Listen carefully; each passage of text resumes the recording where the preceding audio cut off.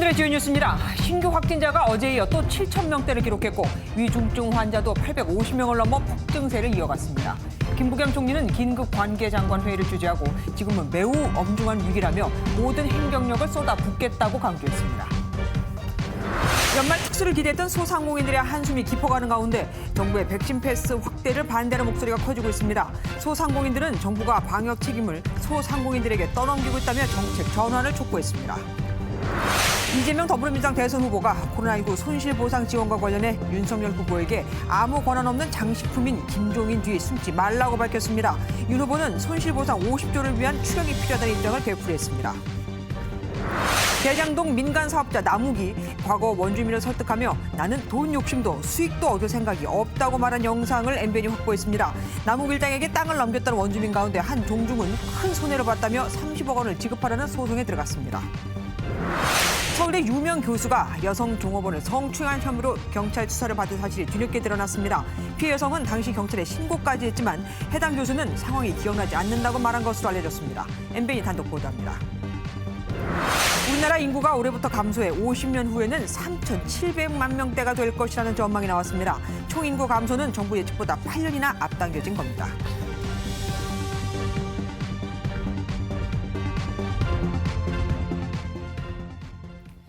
방역과 관련된 모든 지표가 최악을 향하고 있습니다. 신규 확진자는 이틀째 7,000명을 넘었고 위중증 환자 수는 857명으로 연일 역대 최다를 기록하고 있거든요. 하루 수만 명씩 확진자가 나오는 유럽 국가들도 치명률은 우리나라보다 훨씬 낮습니다. 정부는 총리 주재로 긴급 장관회의를 열어 일상 회복을 멈춰야 하는 건 아닌지 특단의 카드를 내놓을지 고민하고 있습니다. 첫 소식 이시열 기자가 보도합니다. 서울의 한 임시선별검사소입니다. 연일 7,000명이 넘는 확진자가 쏟아지자 불안감을 떨치지 못한 시민들의 행렬이 언덕까지 길게 늘어져 있습니다. 제가 지금 이곳 검사소 입구에서부터 과연 몇 명이 대기하고 있는지 한번 직접 세어보도록 하겠습니다.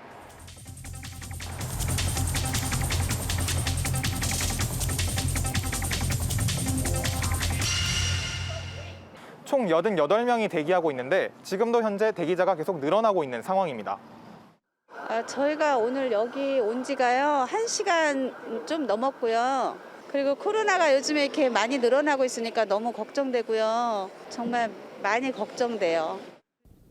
위중증 환자 수는 857명으로 또다시 역대 최고치를 기록했고 하루 사이 사망자만 60명에 육박합니다.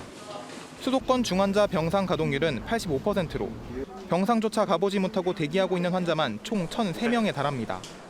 중환자실은 만실을 차고 있고 일반 중등증 환자의 병실까지도 부족해서 지금 적체되고 있는 상황이 병실 난 해소에 대한 적절한 조치가 시급.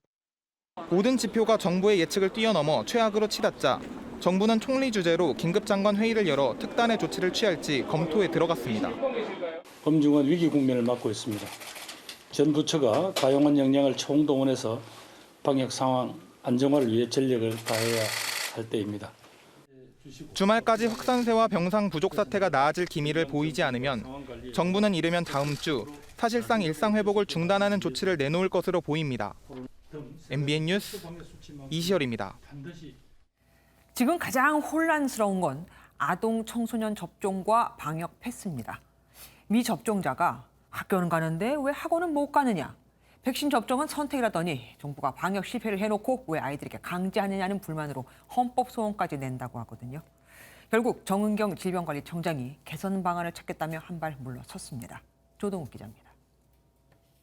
오늘 답변 드릴 질문은 아동 청소년 백신 접종에 대한 특집 브리핑이 열리는 그 시각 질병관리청 앞에서는 학생과 학부모들이 피켓을 들고 시위를 벌였습니다.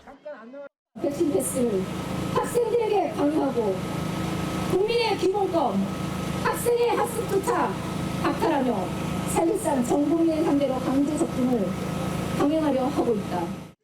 방역 패스 적용에 반대하는 국민청원은 30만 명을 넘었고 일부 학생과 학부모 단체는 내일 헌법 소원까지 낼 예정입니다. 위험하다라고 생각을 해서 안 맞을 수도 있는 건데 차별이 될 수도 있을 것 같아요. 학업에 아무래도 지장이 있을 수 있고. 논란이 이어지자 방역 패스 강행을 고집했던 정부가 개선 방안을 찾겠다고 한 발 물러섰습니다. 더욱 중요. 현장에서 학부모님들 그리고 학생들 또 관련 단체들의 의견 등을 수렴을 해서 이 제도를 시행할 때 보완할 수 있는 방법 그리고 좀 더 개선할 수 있는 그런 부분들을 반영을 해서 이런 불안. 다만 정부는 청소년의 경우 17%가 코로나19 감염 이후 입원 치료를 받고 있고 이 중 위중증 환자 11명이 모두 미접종자였다며 백신 접종이 필요하다는 입장은 유지했습니다. 소아청소년에서도 일부 중증 환자가 실제 발생하기 시작했습니다. 소아청소년이 지금까지 우리가 생각했던 코로나19 감염에서 안전하지만은 않다라는 부분들을 또 얘기를 드리고 있고요. 확진자와 중증화율 예측 실패에 이어 청소년 방역 패스도 흔들리면서 정부 방역 정책에 대한 신뢰도 타격이 불가피해 보입니다. MBN 뉴스 조동입니다. 방역 패스 확대 나흘째 전국 밤거리에는 인적이 뚝 끊겼습니다. 매출 감소에 방역 패스 확인 의무까지 부담해야 하는 자영업자들은 그야말로 이중고를 겪고 있습니다. 방역 패스를 완벽하게 확인하는 게 쉽지 않은데 처벌은 업주가 다 져야 하니까요. 민경현 기자가 취재했습니다. 가게마다 네온 사인은 환하게 켜져 있지만 인적은 뚝 끊겼습니다. 지난주만 해도 퇴근한 직장인들로 가득 찼던 식당은 곳곳이 빈자리입니다.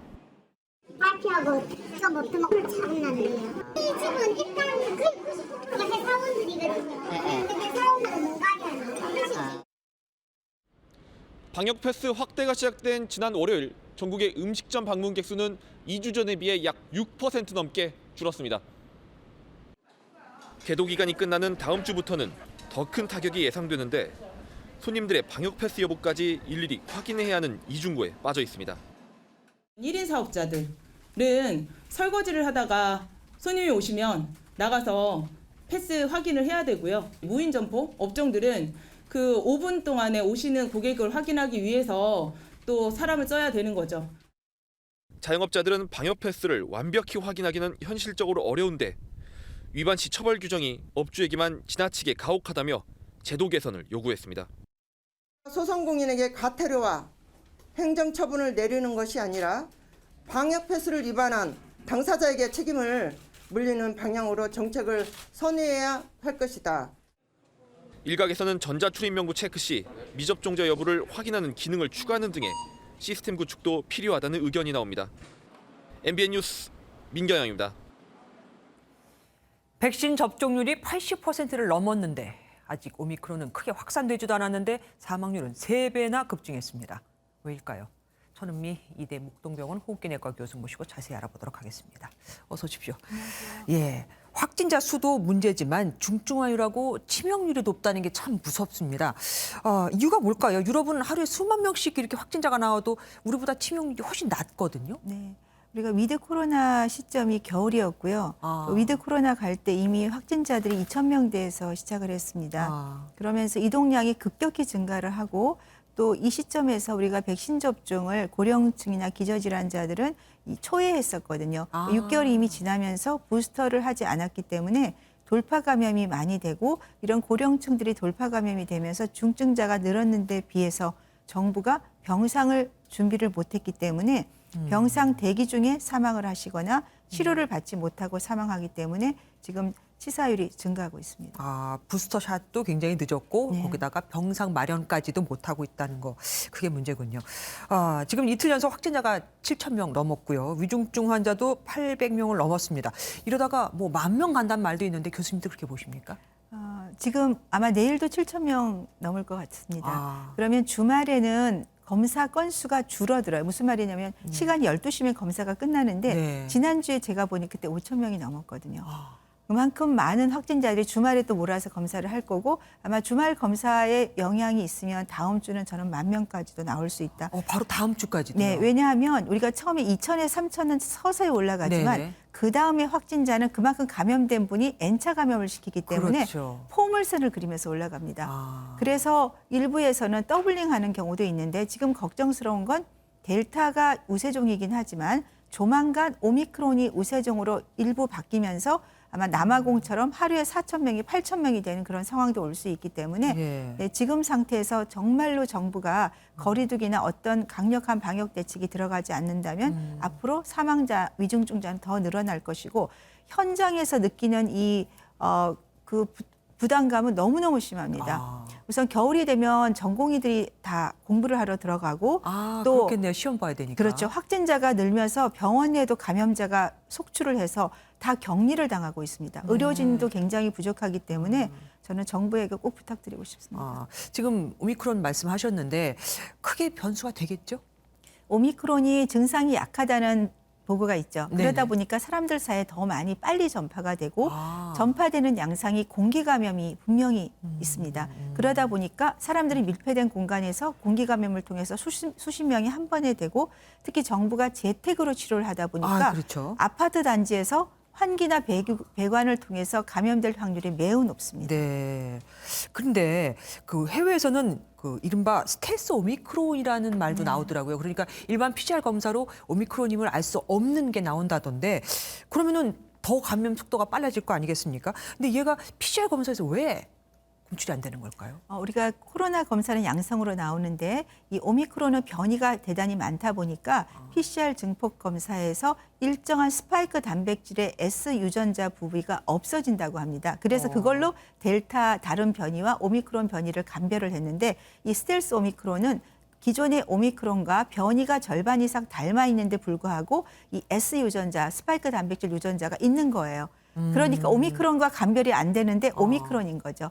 네, 그래서 일종의 오미크론이긴 하지만 두 가지로 나눠서 아마 양상이 다른 오미크론의 변종일 것이다. 이런 추측도 하고 있습니다. 오미크론도 무서운데 거기에서 또 변종이 생겼습니다. 지금 아까 뭐 특단의 조치가 이제 필요할 거라고 말씀하셨잖아요. 지금 정부가 하고 있는 거에서 뭐를 더 해야 될까요? 지금으로서는 접촉을 차단시켜야 되기 때문에 거리 두기를 하셔야 됩니다. 그리고 병상을 빨리 마련하셔서 지금 대기 중인 분이 1,000명이 넘고요. 네. 병원에서는 2주씩 응급실에 대기를 하고 있습니다.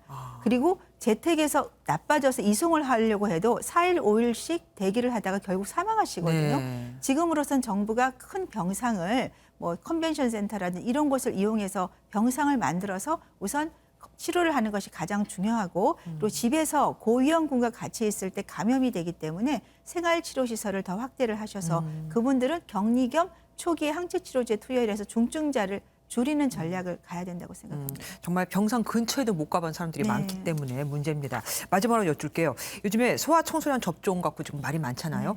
학생들은 사실 청소년들은 확진이 돼도 무증상이 많은데 근데 왜 맞아야 되냐 이런 분들이 많습니다. 대부분 무증상 경증이죠. 근데 지역사회 확진자가 느니까 학생들이 집이나 사회에서 감염이 되는 거예요. 그건 학생들의 잘못이 아닙니다. 확진자를 줄여야 청소년 감염이 줄거든요. 그런데 부작용이라든지 이런 면에 대해서 많이 불안하고 또 정부가 정확한 지원을 안 해주기 때문에 그리고 학교는 안전하고 학원은 안전하지 않다. 마스크를 쓰는 시간이 훨씬 학교가 오래 걸리죠. 네, 마스크를 벗죠, 점심시간에. 이런 형평성 문제에 대해서 사실은 정부가 정확한 어떤 과학적 근거가 없기 때문에 이 점은 분명히 수정이 돼야 된다고 생각합니다. 예, 말씀 감사합니다. 지금까지 천운미 이대 목동병원 호흡기내과 교수와 함께했습니다. 고맙습니다. 감사합니다. 이제 대선이 90일 앞으로 다가왔습니다. 오늘부터는 후보자가 신문, 방송 등의 광고에 출연할 수 없으면 물론 후보자나 정당을 특정하는 그 어떠한 저술이나 예술 작품도 광고할 수 없습니다. 오늘 이재명, 윤석열 두 대선 후보는 김대중 전 대통령 노벨 평화상 수상 21주년 기념식에 참석해서 종전선언을 두고 미묘한 기싸움을 벌였습니다.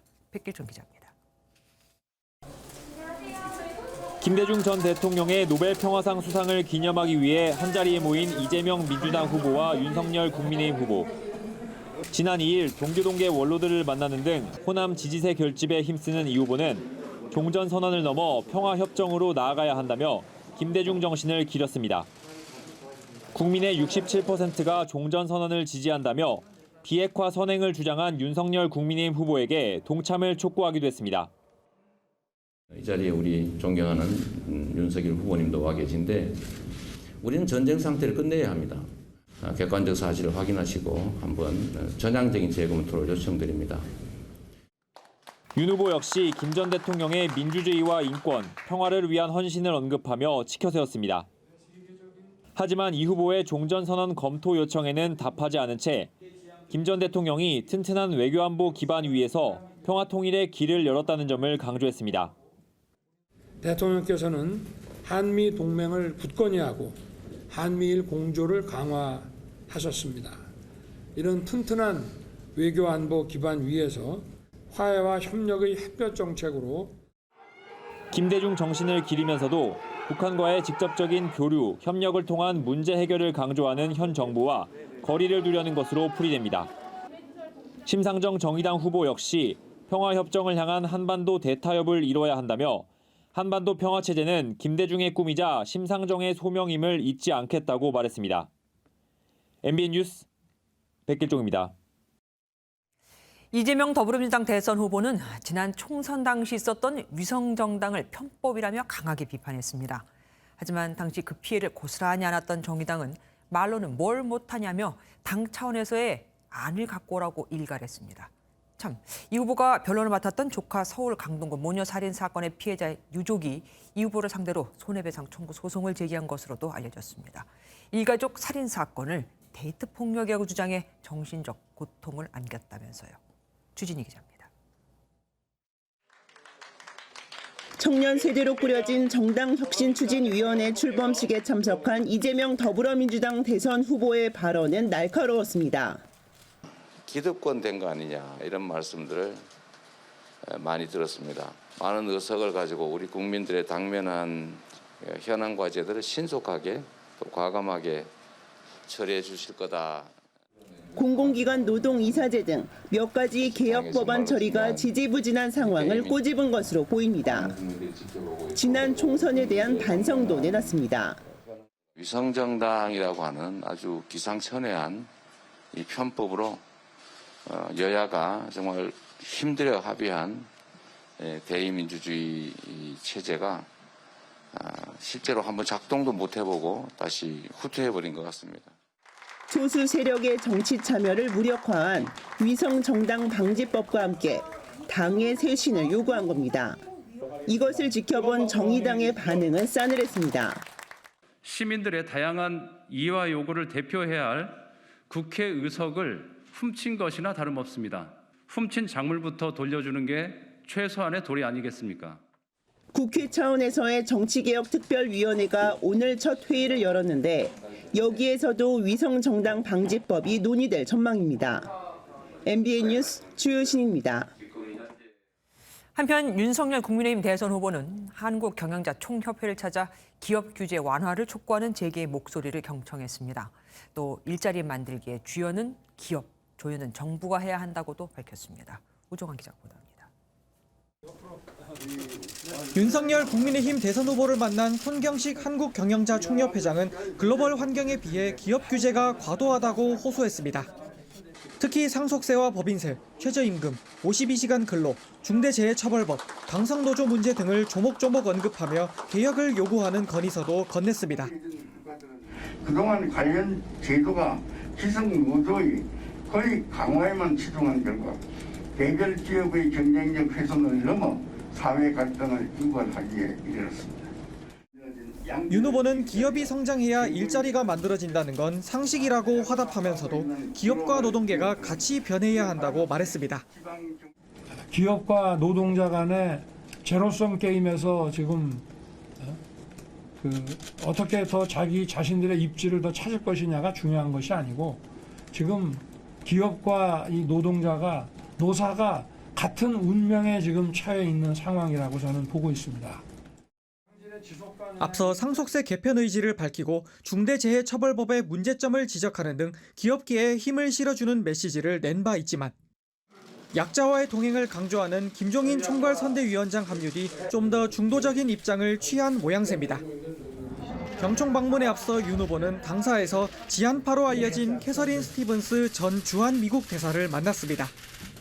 윤 후보는 스티븐스 전 대사와 같이 국익을 넘어 애정을 가진 분들의 기여로 한미 관계가 유지되어 왔다며 감사를 표시했습니다. MBN 뉴스 우종환입니다. 김종인 국민의힘 총괄선대위원장이 손실보상을 위한 100조 기금 마련을 언급한 지 하루 만에 집권 후 할 일이라며 한 발 빼자 이재명 후보가 역공에 나섰습니다. 김 위원장이 아무런 권한이 없는 장식품이라는 걸 보여준 거다. 윤 후보는 김 위원장 뒤에 숨지 말고 만나자고 한 건데 근데 윤 후보는 별로 만날 생각이 없어 보입니다. 삿발을 누가 잡느냐 신경전이 보이죠. 안보람 기자가 보도합니다. 김종인 국민의힘 총괄선대위원장의 코로나19 100조 기금 마련 언급에 적극 환영의 뜻을 밝히며 당장 협의하자고 나선 이재명 더불어민주당 대선 후보. 김 위원장이 집권 후 정책이지 민주당과 논의할 문제가 아니라고 발을 빼자 거칠게 몰아붙였습니다. 우리 당선되지 않으면 안 하겠다고 위협하는 것입니까? 선거 끝난 다음에 내몰라라 하겠다는 기만을 하는 것입니까? 이 후보는 김 위원장은 아무런 권한이 없는 장식품에 불과하다는 걸 보여준 것이라며 윤석열 국민의힘 후보를 향해 그 뒤에 숨지 말고 후보 대 후보로 만나자고 했습니다. 윤 후보는 자신이 차기 정부를 맡게 되면 즉시 들어갈 50조 손실보상 재원을 마련하려면 빠른 추경 편성이 필요하다고 했습니다. 재창업 지원 이런 것들을 포함한 50조를 제가 공약으로 말씀을 드린 것이고, 이 감염병이 이게 또 변종이 자꾸 발생을 하고 해서 이 규모가 커지게 되면, 피해자가 더 많아지게 되면 그거는 추가로 초당적인 협의를 거쳐가지고. 그러면서도 이 후보의 만남 제안에 대해선 원내 협의 사항이라며 선을 그었습니다. 코로나19 신규 확진자 급증 속 손실보상 지원의 주도권을 잡기 위한 여야 삿바 싸움이 치열해지고 있습니다. MBN 뉴스 안보람입니다.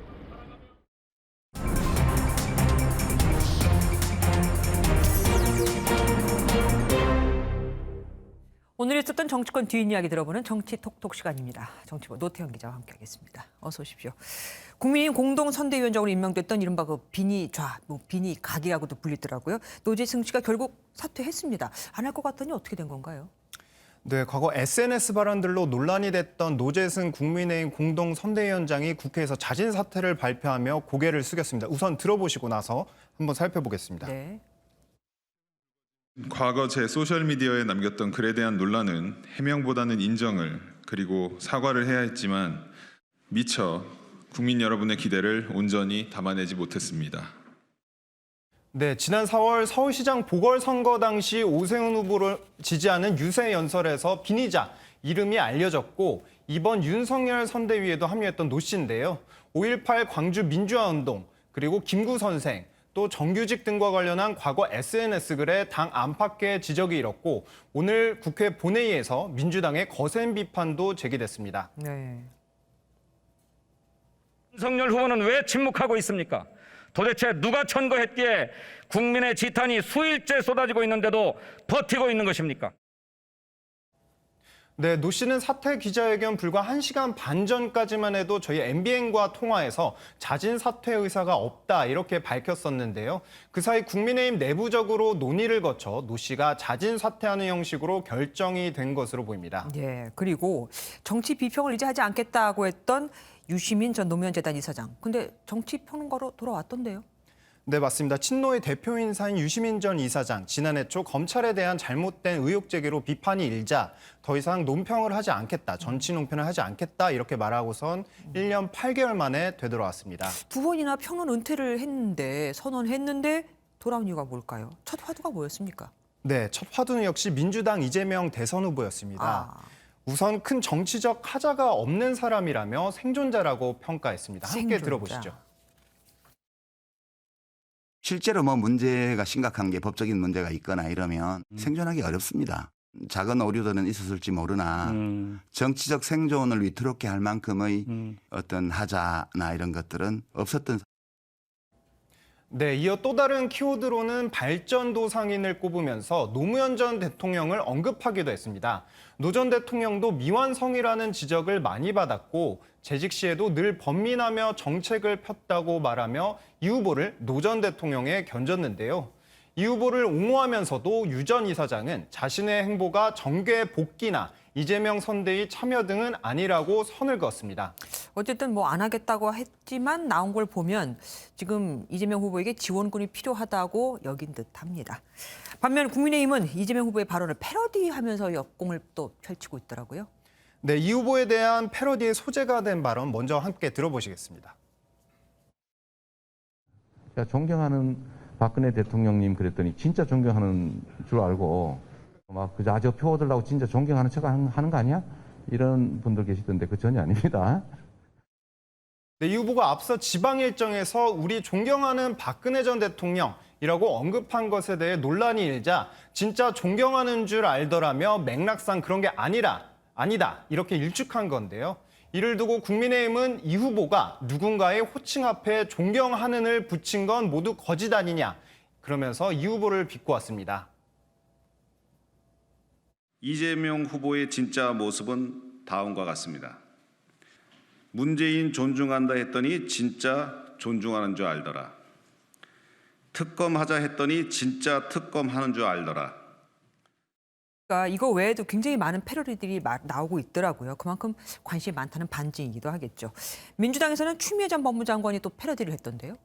네, 맞습니다. 추미애 전 법무장관 이번에는 SNS상의 사진 한 장으로 윤석열 후보를 겨냥했습니다. 이렇게 같이 보시면요.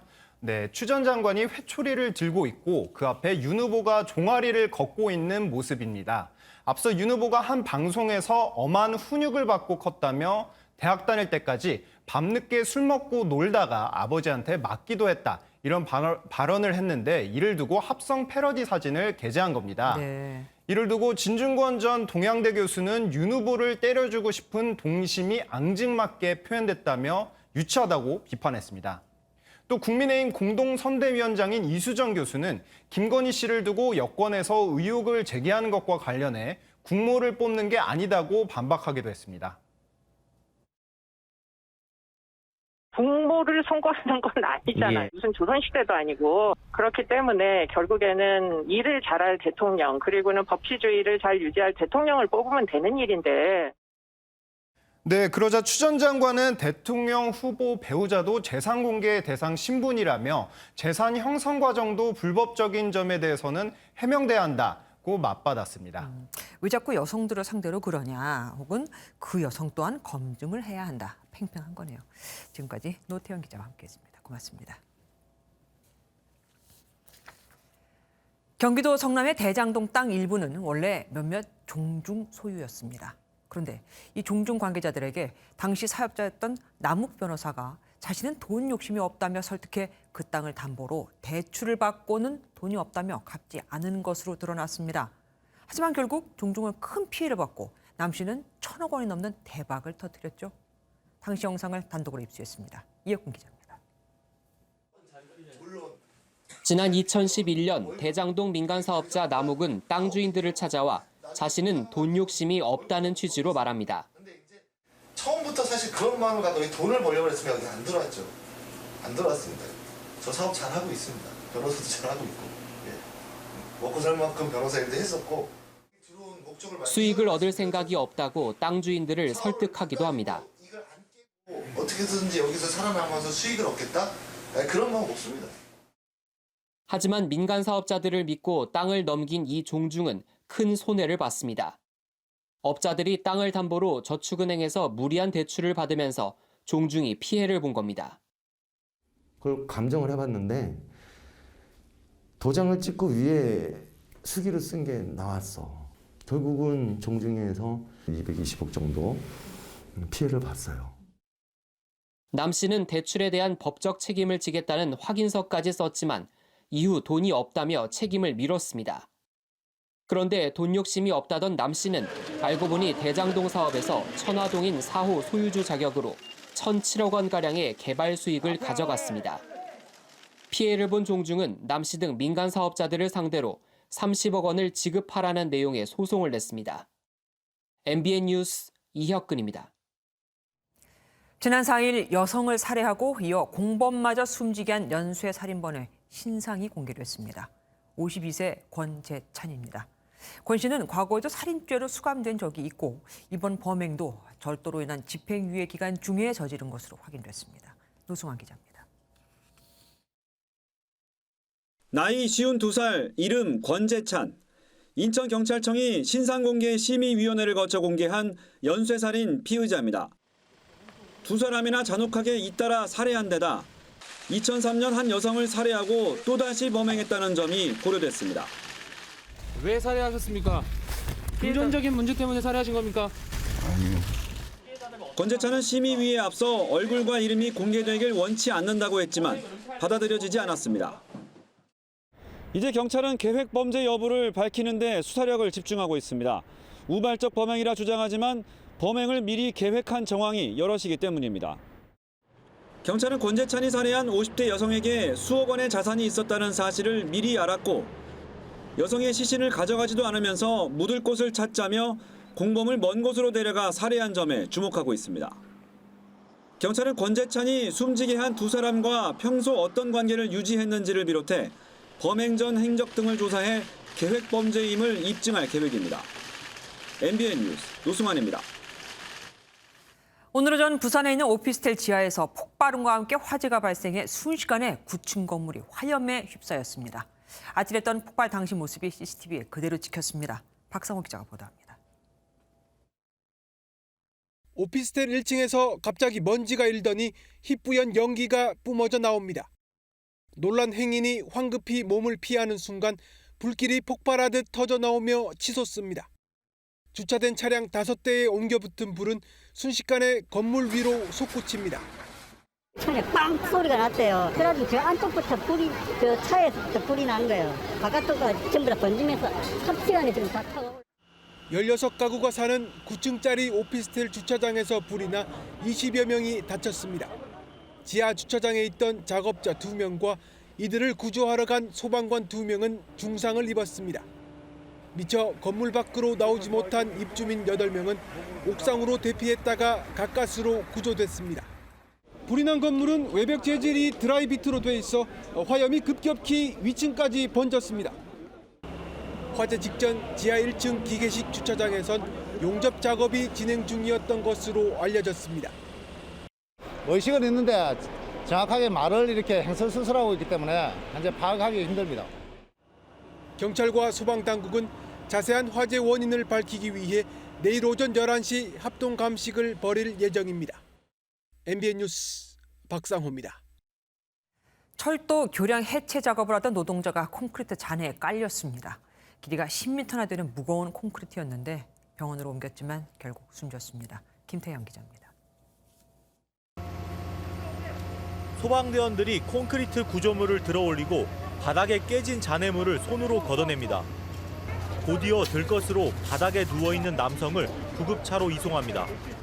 오늘 오전 10시 50분쯤 서울 경의중앙선 가자역 인근에서 60대 노동자 A씨가 철도 교량 해체 작업 중 콘크리트 잔해에 깔리는 사고가 일어났습니다. 한 10m 근간 열차가 넘어지는 바람에 작업에던 인부를 덮쳐가지고. 지금은 이렇게 파란색 천으로 덮여 있는 콘크리트 잔해에 남성이 깔린 것으로 전해졌습니다. A씨는 인근 병원으로 옮겨졌지만 끝내 숨졌습니다. 사고 당시 A씨는 낙하물 방지망 철거 작업을 하고 있었고 교량 일부가 무너져 내리면서 변을 당한 것으로 알려졌습니다. 공사 관계자는 안전 조치는 했지만 노후화된 구조물 탓에 사고가 일어난 것 같다고 주장했습니다. 작업 책임자, 그다음에 저희 안전 관리자도 바로 그 장비 앞에서 그걸 다 지도하에 있는데 생각지도 못한 구조물이. 경찰은 공사 관계자들을 상대로 정확한 사고 경위를 조사한 뒤 안전수칙 위반 여부 등을 파악할 계획입니다. MBN 뉴스 김태형입니다.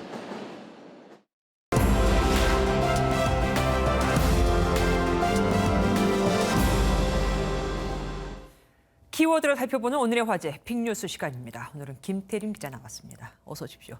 첫 번째 보겠습니다. 왕가의 산책. 궁이라도 거니는 겁니까? 네, 맞습니다. 바로 경복궁을 산책하는 건데요. 산책은 경복궁 내 국왕의 처소인 강령전에서 시작해 근정전 뒤뜰과 연회를 즐기던 경회로를 지나 근정전으로 돌아와 퇴장하는 순으로 마무리됩니다. 네. 이제 경회로에서는 국왕과 왕비가 나누는 실제 대화를 들을 수도 있고 자유롭게 출연진들과 사진 촬영을 할 수 있는 시간도 마련됐다고 합니다. 그런데 왜 날도 추운데 지금 하는 거예요? 날 좋은 봄, 가을 이럴 때 빼고 연말이라 그런가요? 이게 이유가 있습니다. 먼저 한번 들어보시겠습니다. 네.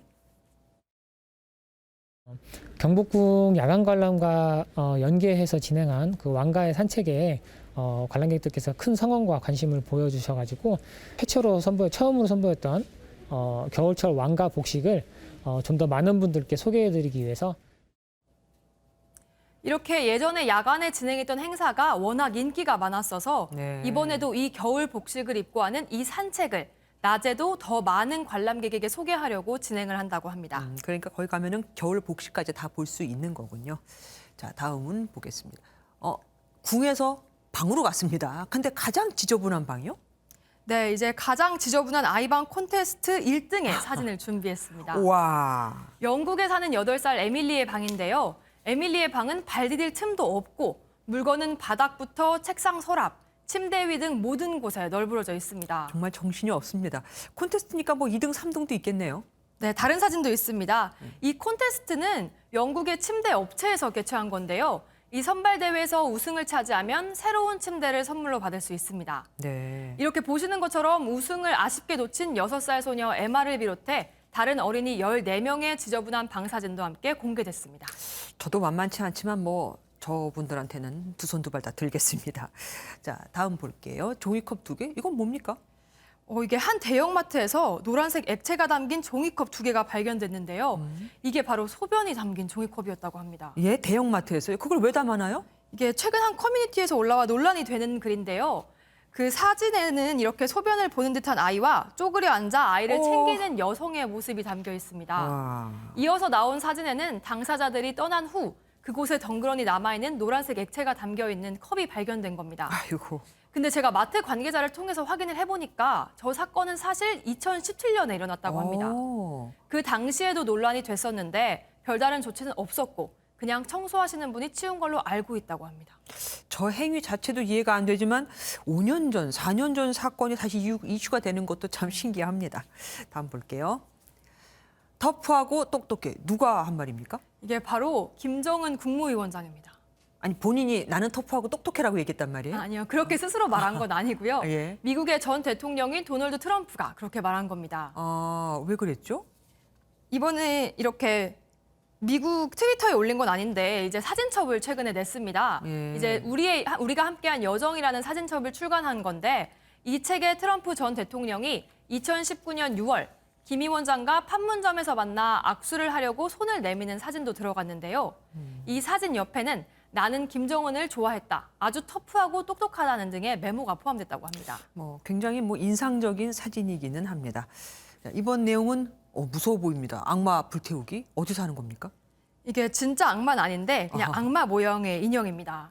이렇게 영상을 보시면 검은색의 기다란 뿔을 가진 악마 인형이 있는데요. 네네. 한 손에는 현금, 그리고 한 손에는 주사기를 들고 있습니다.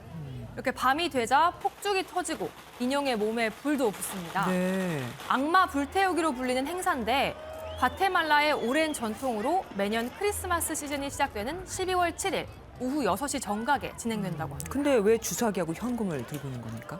그 악마를 불태우면서 가정의 불운을 털어낸다고 믿는다고 합니다. 예. 이제 안 좋은 것들을 털어낸다는 건데 올해는 과테말라 정부가 코로나19 대유행과 부패 관리를 잘못했다는 무능의 상징으로 이렇게 인형에 현금과 주사기를 달았다고 합니다. 그리고 이 행사는 오래된 잡동사니를 정리하는 의미도 있어서 악마 인형과 함께 쓸데없는 물건을 같이 태워버리기도 합니다. 정말 저렇게 불로 코로나를 없앨 수 있으면 얼마나 좋을까요? 지금까지 김태림 기자와 함께했습니다. 고맙습니다. 지난 7월 제주시에서 동거하던 여성이 헤어지자고 하자 여성의 중학생 아들을 살해했던 사건의 1심 판결이 나왔습니다. 숨진 중학생이 아빠라고 불렀던 백광석에게는 징역 30년이, 공범 김신남에게는 징역 27년이 선고됐는데요.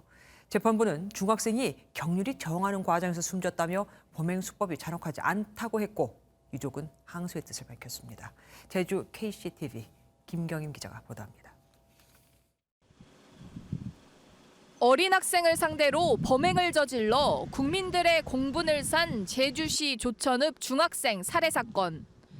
제주지방법원 제2형사부는 기소된 백광석, 김신남에 대해 각각 징역 30년과 27년을 선고했습니다. 재판 과정에서 피고인들이 서로 책임을 떠넘긴 가운데 재판부는 검찰의 기소 내용을 대부분 인정했습니다. 범행 전 피해자의 집 주변을 여러 차례 탐색했고 확정적은 아니어도 상황에 따라 살해하기로 공모한 점이 인정된다며 계획적인 범행으로 판단했습니다. 하지만 피해자가 건장한 체격이었고 격렬히 저항하는 과정에서 폭력의 강도가 높아져 숨지게 된 만큼 범행 수법이 잔혹하다고 보기는 어렵다고 설명했습니다. 유족들은 예상보다 낮은 형량이 선고됐다며 불만을 드러냈습니다. 특히 가족들의 심리적인 충격이 충분히 고려되지 않았다는 주장입니다. 유죄로 다 인정된다 이렇게 얘기했을 때는 그냥 느낌이 나는 그럼 사형 아니면 무기징역 때리는구나. 난 그렇게 생각했었는데 뭐 30년, 27년을 놓고 계산하니까 인정을 못하겠어요. 우리는. 조천읍 중학생 살해 사건 피고인들에 대해 1심 재판부가 유기징역을 선고한 가운데 유가족들은 검사 측에 항소 제기를 요청할 계획입니다. KCTV 뉴스 김경임입니다.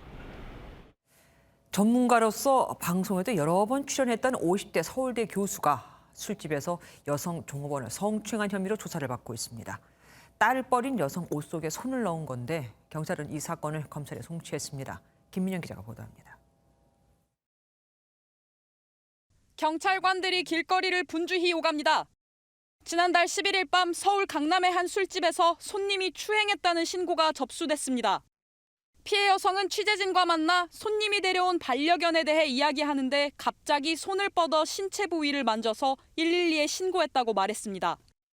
이 여성은 사건 당시 상황이 담긴 CCTV 영상을 경찰에 제출했지만 해당 남성은 사건에 대해 기억이 나지 않는다고 주장하는 것으로 전해졌습니다.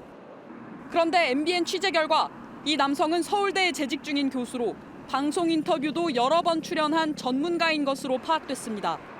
서울대 측은 해당 교수의 징계 여부 등에 대해 확인해 줄 수 없다는 입장입니다. 그러니까 이건 뭐 외부에 안 알린다 이런 게 아니라 위원회 외에는 규정상 안 돼 있어서 그래서 설명을 드릴 수가 없는 상황입니다. 경찰 관계자는 수사 중인 사항은 사실관계를 확인해 줄 수 없다고 전했습니다. 경찰은 사건 수사를 마무리하고 해당 남성을 강제추행 혐의로 검찰에 송치했습니다. MBN 뉴스 김민영입니다. 출제 오류 논란이 불거진 수능 생명과학2 문항은 정답 결정을 유예하라는 법원의 결정이 나왔습니다. 수능이 치러진 이래 처음 있는 일입니다. 수험생들의 혼란이 커질 수밖에 없겠죠. 이기정 기자가 보도합니다. 논란이 불거진 건 생명과학2 20번 문항입니다. 일부 수험생들은 문항의 조건 자체가 잘못돼 답을 고를 수 없었다며 소송을 냈습니다. 이 점 그거 별거 아닌 거 아니야라고 생각하실 수도 있겠지만 저에게 이 점은 대학의 이름이 바뀔 수도 있고 법원은 20번 정답의 결정을 유예하라고 판결했습니다. 문제가 오류라고 결론 내린 건 아니지만 본안 소송 1심까지 효력을 정지하라는 겁니다. 재판부는 본안 소송을 신속하게 진행해 대입 일정 차질을 최소화할 수 있다고 설명했습니다. 1994학년도 수능 시험이 치러진 이후 정답 효력이 정지된 건 이번이 처음입니다. 해당 과목에 응시한 수험생 6,500여 명은 내일 생명과학2를 뺀 성적표를 받게 됩니다. 최상위권 학생들에게 어떤 상당한 영향을 미칠 수 있는 어떤 과목으로 일단 정시 지원에 있어서도 학생들이 상당히 좀 혼란스러워할 가능성이 높습니다. 여기에 올해 수능은 역대급 불수능으로 나타났습니다. 국어 영역은 시험이 어려울수록 높아지는 표준 점수 최고점이 149점으로 역대 두 번째로 높았습니다. 수학 역시 표준 점수 최고점은 지난해보다 10점 높아졌고 영어는 1등급 비율이 12.7%에서 6.3%로 반토막 났습니다. 전 과목 만점은 전국에서 단 한 명입니다. 출제자들이 예상했던 것과 학생들이 체감하는 것이 조금 달랐다는 점에 대해서는 저희들이 조금 더 고민할 필요가 있습니다. 널뛰는 수능 난이도에 출제 오류까지 겹치며 수험생들의 혼란이 커지고 있습니다. MBN 뉴스 이기종입니다. 지난해 서울 노량진 학원발 집단 감염으로 60명이 넘는 임용고시 수험생들이 시험장 문을 밟아보지도 못했습니다. 수능은 확진자라도 따로 시험을 보게 해주었었는데 말이죠. 확진자라는 이유만으로 시험을 치르지 못한 수험생들에게 국가가 1,000만 원씩 배상하라는 법원 판결이 나왔습니다. 민지숙 기자입니다. 지난해 11월 중등교사 임용고시를 하루 앞두고 코로나19 방역에 비상이 걸렸습니다. 전국 수험생들이 몰리는 노량진 유명 학원에서 무더기 확진자가 발생한 겁니다. 확진자는 응시할 수 없다는 교육부 지침에 따라 코로나에 걸린 67명의 수험생은 결국 1차 시험을 치르지 못했습니다. 그 기회가 이렇게 하루아침에 날아갔다는 사실이 되게 허무하고 황당하고. 하지만 올해 1월 확진자도 변호사 시험을 치를 수 있다는 헌법재판소 판결이 나오자 교육부는 이후 치러진 2차 임용시험에서 확진자 응시를 허용했습니다. 2달 만에 뒤바뀐 판단에 앞서 1차 시험을 치르지 못한 수험생 44명은 국가를 상대로 소송에 나섰습니다. 1년간 수험 생활을 다시 해야 하는 것에 따른 정신적 위자료와 수강료, 생활비 등을 국가가 배상해야 한다는 이유였습니다. 법원은 정부가 이들에게 각각 1,000만 원씩 배상해야 한다는 판결을 내렸습니다. 정부 측은 당시 모든 국가공무원 시험이 확진자 응시가 불가능했던 만큼 적법한 직무집행이었다고 주장했지만 받아들여지지 않았습니다. 수능이랑 중등임용교시 2차에서는 코로나19 확진자들도 응시를 인정하였음에도 평등권을 침해한 부분이 크게 문제되어서 지금 이와 같이 판결이 선고된 것 같습니다. 이번 확진자의 임용 제한에 대한 국가 배상을 처음으로 인정하면서 유사한 손해배상 소송이 줄을 이을 것이란 전망입니다. MBN 뉴스 민지숙입니다. 독일에서 새 정부가 출범하면서 앙겔라 메르켈 전 총리가 16년 만에 자연인으로 돌아갔습니다. 임기가 끝나는 시점에도 70%가 넘는 지지율로 국민의 사랑을 받으며 무티, 독일어로 엄마란 애칭으로 불렸죠. 오늘도 평소 자신의 소신대로 연방의회 방문자석에서 새 총리 선출 과정을 지켜봤습니다. 메르켈 전 총리가 남긴 족적과 우리에게 주는 시사점을 박유영 기자가 짚어보겠습니다. 독일 역사상 첫 여성 총리, 첫 동독 출신 총리, 취임 당시 최연소 총리, 그리고 헬무트 콜과 함께 최장수 기간 재임한 총리, 모두 앙겔라 메르켈이 남긴 기록들입니다. 2005년 취임 당시 검은 정장에 짧은 머리 모양 그대로 16년 만에 퇴임한 그는 마지막까지 국민에 대한 신뢰를 강조했습니다. Dankbarkeit für das Vertrauen, das ich erfahren durfte.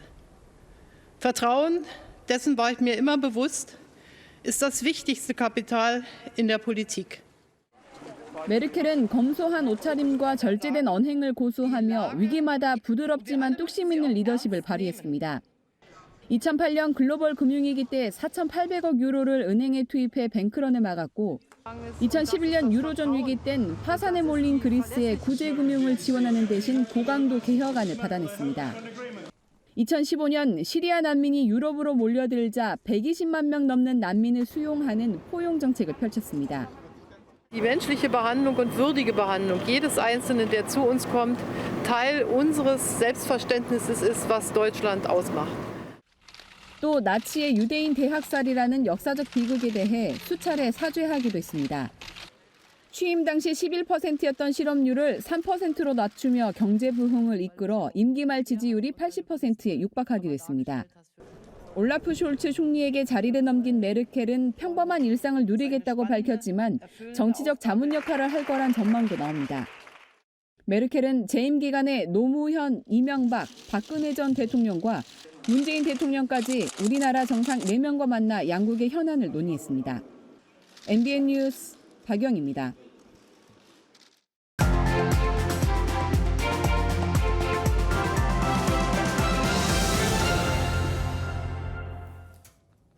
이 집 마련하는데 20년 걸렸거든요.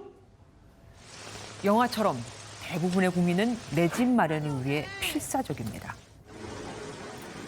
56%대 44%. 지난해 기준 우리나라 유주택 가구와 무주택 가구의 비율입니다.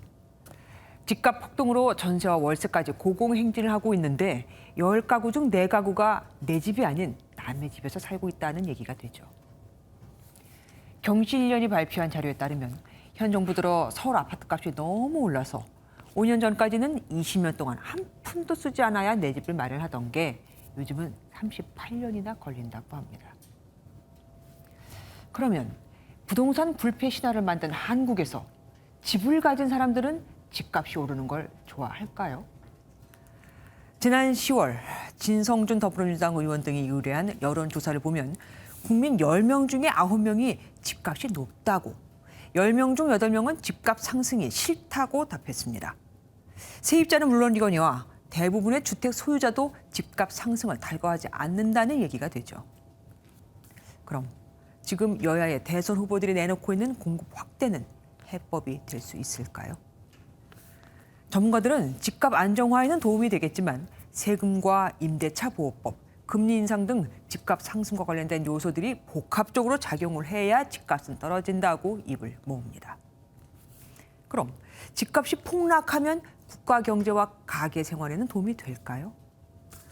집값이 서서히 하향 안정화되지 않고 급락할 경우 국가와 가계 경제 모두 위기가 올 수 있습니다. 집값이 폭락하면 집을 팔아도 대출을 갚지 못한 사람이 넘쳐나고 그럼 깡통 전세로 길에 나앉게 될 세입자가 속출할 수 있거든요. 일본의 잃어버린 20년도 부동산과 주식이 급락하면서 시작했습니다.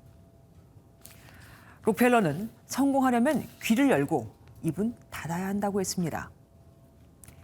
지금 나온 대선 후보들은 과연 다양한 분야의 전문가 의견을 듣고 공약을 발표하는 걸까요?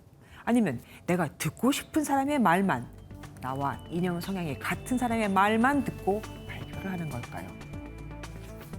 김주아의 그런데 오늘은 집값 폭등 아우성 아시나요? 였습니다.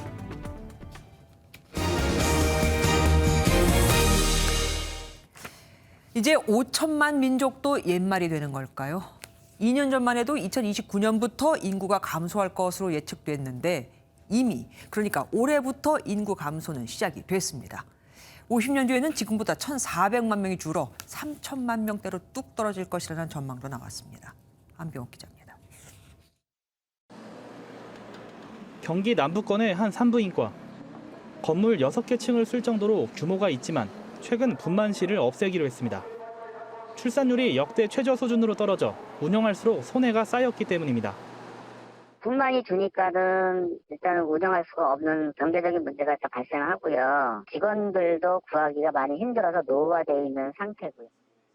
이런 심각한 저출산 여파로 우리나라 총인구는 지난해 5,184만 명에서 올해 5,175만 명으로 9만 명 정도 줄어들 전망입니다. 인구 감소가 시작된 건데 통계청이 2년 전 예측했던 것보다 무려 8년이나 빠릅니다. 인구 감소는 시간이 지날수록 가속화돼 2050년 4,700만 명을 거쳐 2070년에는 3,700만 명대로 뚝 떨어질 것으로 예상됩니다. 고령화 문제도 심각해져 50년 뒤엔 인구의 절반이 62세를 넘어서고 부양 부담이 OECD 국가 중 가장 높을 것으로 조사됐습니다. 생산 연령 인구 100명이 부양해야 할 인구는 2020년 38.7명에서 계속 높아져서 2070년에는 116.8명으로 3배 증가할 전망입니다. 정부가 지난 15년간 저출산 문제 해결을 위해 225조 원을 넘게 썼지만 효과는 없었던 셈입니다. 홍남기 경제부총리는 이번 인구 감소가 코로나19 영향 등 단기 요인이 크게 작용했다며 내년부터 저출산 대응 신규 사업을 본격적으로 실행할 계획이라고 밝혔습니다. 이런 가운데 지난해 신혼부부는 118만 4천 쌍으로 1년 전보다 6.1% 감소한 것으로 나타났습니다. MBN 뉴스 안배욱입니다. 지난 10월 별세한 노태우 전 대통령의 안장식이 경기도 파주의 공원에서 열렸습니다. 남북 평화를 염원한 고인의 뜻에 따라 장지가 결정된 건데 유족을 포함한 200여 명의 참석자들이 노 전 대통령의 마지막을 함께했습니다. 홍조 기자가 다녀왔습니다. 조객 여러분께서는 고 노태우 전 대통령의 영현이 안장식장으로 들어옵니다. 종교의식으로 명복을 빌고 고인의 영정 앞에서 헌화와 분향도 이뤄집니다. 파주 경모공원은 실향민과 파주 지역민을 대상으로 하는 묘역이지만 생전 남북 평화와 통일을 염원한 고인의 뜻을 파주시와 시설 운영진이 받아들이면서 장지로 결정됐습니다. 경모공원은 황해북도 개풍군을 육안으로 볼 수 있는 곳이기도 합니다. 30년의 세월이 흘러 대통령이 구상하고 결정하고 만드신 이곳에 돌아오셨습니다. 이제 편안히 쉬시기를 기도합니다. 안장식엔 유가족들과 전해철 행정안전부 장관, 김종인 국민의힘 총괄선대위원장 등 200여 명이 참석했습니다. 유가족과 노 전 대통령 재임 시절 인사들이 흙을 뿌리며 고인의 마지막을 함께했습니다. 분단된 남북이 하나가 되고 한민족이 번영과 화합의 길로 가는 모습을 지켜보시리라 믿습니다. 이곳 동화경모공원에서 열린 안장식을 끝으로 노 전 대통령의 국가장 절차가 모두 마무리됐습니다. 49제는 오는 13일에 진행될 예정입니다. MBN 뉴스 홍지호입니다. 스포츠 뉴스입니다. 비록 눈으로 잘 볼 수는 없지만 서포터의 도움과 자신만의 감각으로 골프를 즐기는 시각장애 골퍼들이 있습니다. 이 선수들을 위해 MBN과 3일 제약이 내일 제1회 시각장애인 골프 대회를 개최하는데요. 김태일 기자가 미리 선수들을 만나봤습니다. 망막 색소 변성증이라는 희귀병으로 10년 전 시력을 잃은 유장호 씨. 이때 유 씨가 처음 접한 운동은 골프입니다. 마음 놓고 이렇게 걸어 다닐 수 있는 그런 환경이 아니죠. 골프는 자연과 함께 그 페어웨이를 이렇게 잔디를 이렇게 밟을 수 있잖아요. 그러니까 아무 장애물이 없이. 초점이 맞지 않아 공을 똑바로 볼 순 없지만 그래도 클럽 정중앙에 공이 맞았을 때의 소위 손맛의 쾌감은 지금도 짜릿합니다. 그럼 시각장애 골퍼들의 스윙은 어떤 느낌일까? 앞이 보이지 않는 상황에서 어떻게 스윙을 할 수 있는지 제가 한번 해보겠습니다.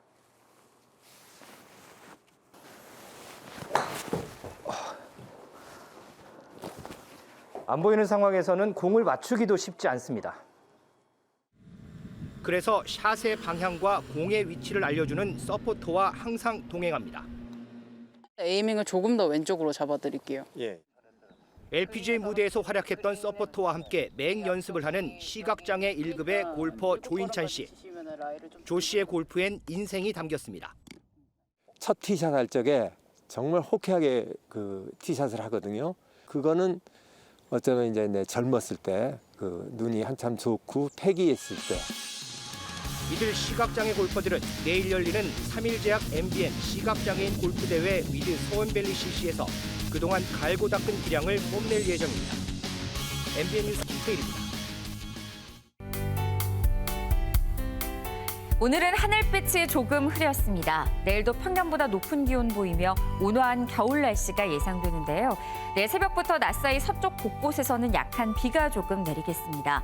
강원 영동을 제외한 중부지방과 호남 서부, 제주를 따라서는 5mm 미만의 비가 내리겠고요. 남부 일부 지역에서는 빗방울이 조금 떨어질 수도 있겠습니다. 오늘 낮부터 먼지 농도가 잠시 낮아졌습니다. 내일 대기가 정체된 데다 밤부터는 국외 먼지가 유입되면서 또다시 농도가 짙어질 텐데요. 내일 수도권과 충청, 대구 지역을 따라서는 미세먼지 농도 종일 나쁨 단계 보이겠습니다. 모레에는 이보다 공기가 더 탁해질 전망입니다. 내일 오전까지 충청 지역을 따라서는 안개 끼는 곳이 있겠습니다. 내일 아침 서울의 기온 5도선이 예상되고요. 낮에는 11도까지 올라서겠습니다. 내일 호남 지역 흐린 가운데 약한 비가 내리는 곳이 있겠고 영남 지역은 구름만 지나겠습니다. 동해안 강릉의 한낮 기온은 15도, 울진도 15도 안팎까지 오르겠습니다. 주말까지 추위가 덜하겠지만 월요일에는 서울의 아침 기온이 영하 6도까지 떨어지면서 급격히 추워지겠습니다. 날씨였습니다.